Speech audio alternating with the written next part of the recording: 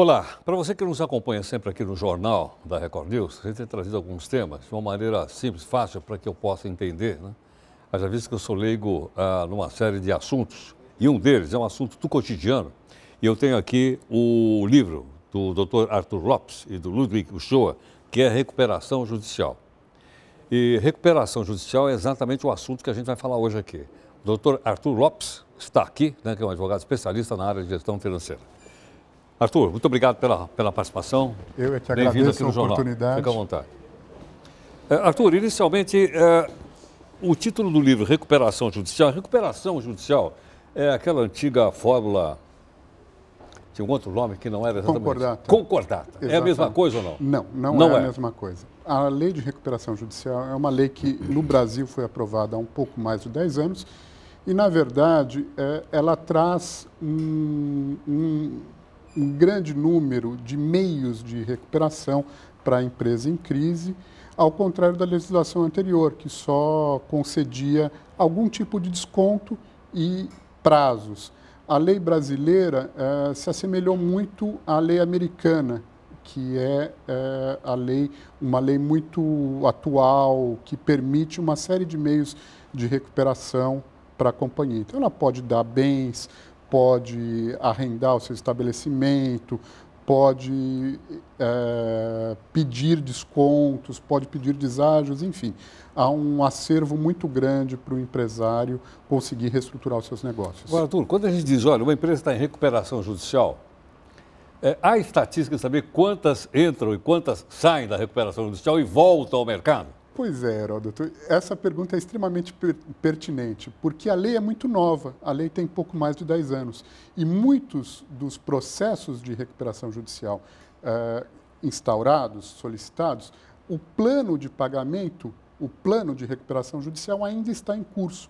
Então, costuma-se dizer, e há estatísticas muito perniciosas, muito ruins nesse sentido, dizendo que somente 1, 2, 3% das empresas que entraram em recuperação judicial saíram, quando, na verdade, esse número pode ser verdadeiro desde que haja uma vírgula, ainda. Quer dizer, porque a maioria dos planos de recuperação judicial ainda está em curso.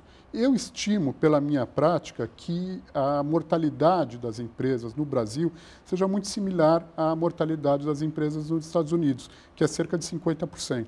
Quer dizer, 50% das empresas que pediram recuperação judicial conseguiram se recuperar, conseguiram sair disso. Vão conseguir se recuperar plenamente. Na verdade, elas nunca saíram do mercado. A recuperação judicial digamos assim, não as impede de atuar normalmente. A empresa continua pagando seus fornecedores, continua pagando seus funcionários, continua girando normalmente. A única coisa é que a recuperação judicial é um meio, é um modo de compatibilizar os interesses envolvidos. E quando você tem uma crise financeira, é uma situação muito peculiar. Na verdade, quando se tem uma crise financeira, é uma das poucas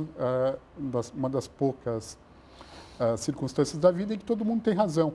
O fornecedor tem razão em querer receber o seu crédito, o banco tem razão em querer receber aquilo que foi emprestado, o funcionário tem razão em querer receber o seu salário, porque é disso que ele vive, o fisco tem razão em exigir os impostos, porém, por circunstâncias das mais variadas, que vão desde problemas de administração até problemas mercadológicos e estruturais, como que nós estamos vivendo na economia, por diversas razões, todo o exercício dessas razões, se for concomitante, acaba inviabilizando a companhia.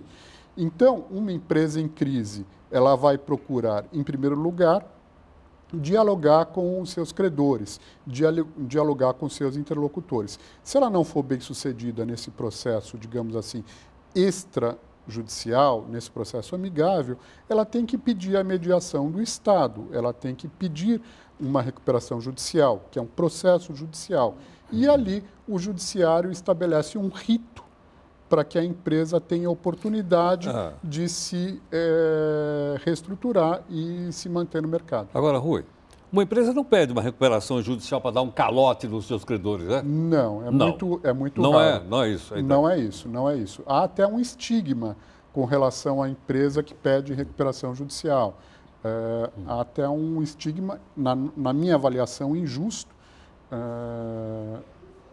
e isto é muito pernicioso até para o Instituto, né? Eu pessoalmente, na minha prática, eu tento evitar ao máximo.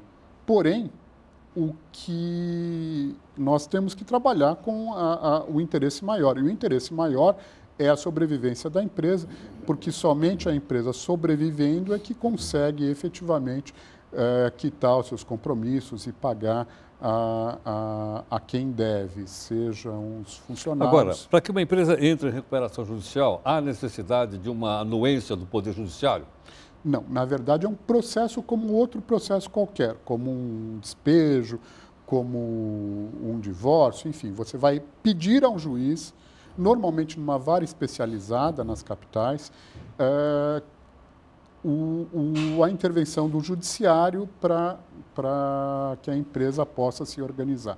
A lei protege a companhia por determinado período, então nesse período não podem ser retirados bens, não podem haver constrições mais sérias.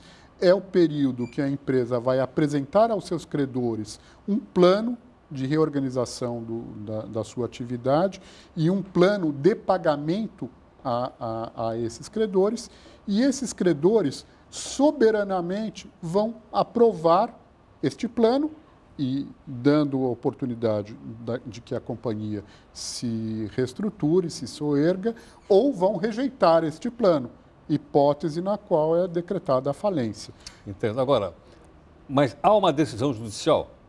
Há uma decisão judicial no sentido de fazer aquilo que a gente chama de deferimento. A gente chama, talvez, até impropriamente, não vou entrar aqui nesse mérito, mas o juiz vai falar, olha, empresa, você cumpriu os requisitos e vamos dar sequência ao pedido para que você tenha a oportunidade de apresentar o seu plano de reestruturação.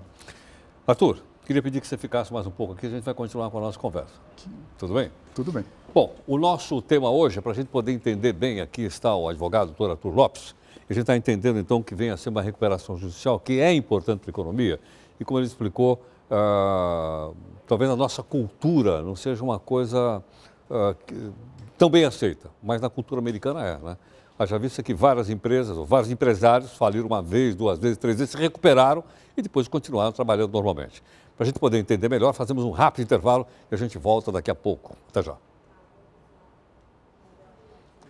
Bom, nós estamos hoje com o nosso convidado, doutor Arthur Lopes, que é advogado, especialista em gestão financeira de empresas, e nós estamos conversando a respeito de recuperação judicial, que, aliás, como eu mostrei para você, é tema também de um livro de autoria dele e ele está aqui conosco.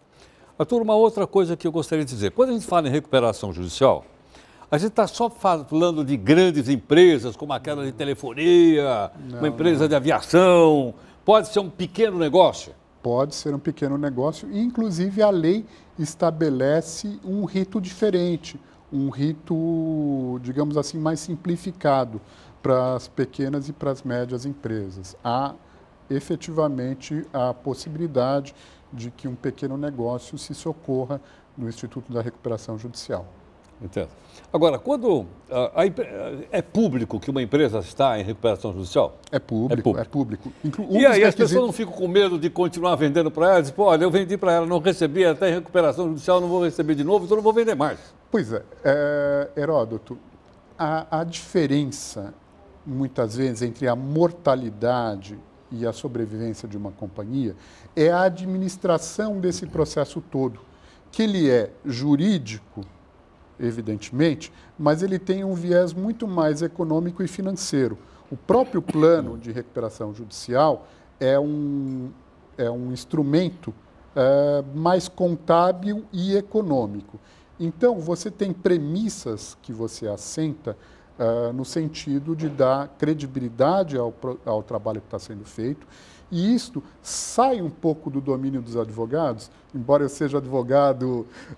Entra aqui nos contabilistas ou não? Não, na verdade, dos financistas. Quer dizer, você tem que viabilizar um negócio, você tem que administrá-lo de maneira adequada. O segredo de uma recuperação judicial bem feita é você conseguir administrar a companhia de uma maneira adequada e estabelecer uma data de corte com as dificuldades anteriores e uma nova administração. E para isso você tem que atrair capitais. Então nós, por exemplo, conseguimos para os processos de reestruturação que conduzimos, atrair capital de giro, atrair condições e credibilidade no sentido de promover o ajuste e o prosseguimento da empresa. Eu costumo dizer que empresas como a minha, consultorias que se dedicam à gestão de crise, são uma espécie de governança corporativa da empresa em crise.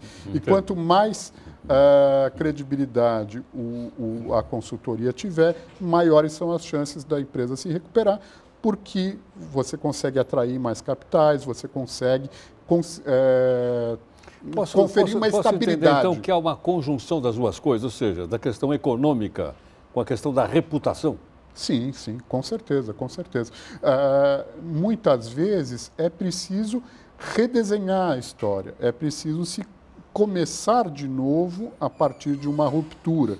E, nesse sentido, não há juízo de valor. Muitas vezes os compromissos não eram cumpridos, não por vontade do empresário, que às vezes sofre até mais do que o funcionário, vendo aquela aflição, aquela coisa que não consegue compatibilizar. Mas por circunstâncias, até por repertório pessoal, quer dizer, gestão de crise não é exatamente uma coisa simples. A lógica de um processo de crise é muito diferente da lógica da administração de uma empresa normal. Então, tem uma série de variáveis e é muito importante que você estabeleça uma data de corte e comece dali em diante uma nova história para a companhia. Agora, quando é que a gente pode avaliar que uma recuperação judicial não está indo bem? Em que momento? Olha, ela não está indo bem... Quando ela não consegue cumprir aquela nova, vamos dizer, aquele novo acordo que ela fez? Exatamente. O plano de recuperação judicial, se não cumprido, pode ensejar a decretação da falência. Digamos que é a última instância para que a empresa se recupere. Tá?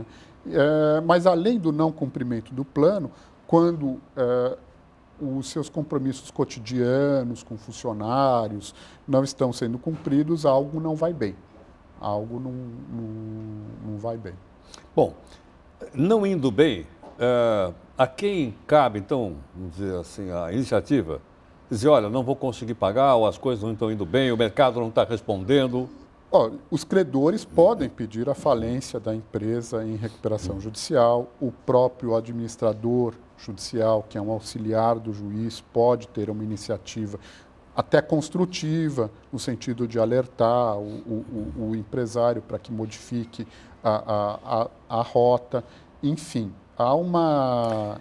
Posso entender que todos têm interesse que a empresa se recupere? Não tenha dúvida. Porque a falência é o pior dos mundos, ou não? Não tenha dúvida. Porque na falência todo mundo vai perder, eu suponho. Todo mundo vai perder. Uma parte, pelo menos, daquilo que você tem lá, você vai perder. Com certeza. Quando não tudo. Quando não tudo. E quando falamos de que todos vão perder, nós estamos falando mesmo assim. Então, você tem algum privilégio para o fisco e para os credores trabalhistas.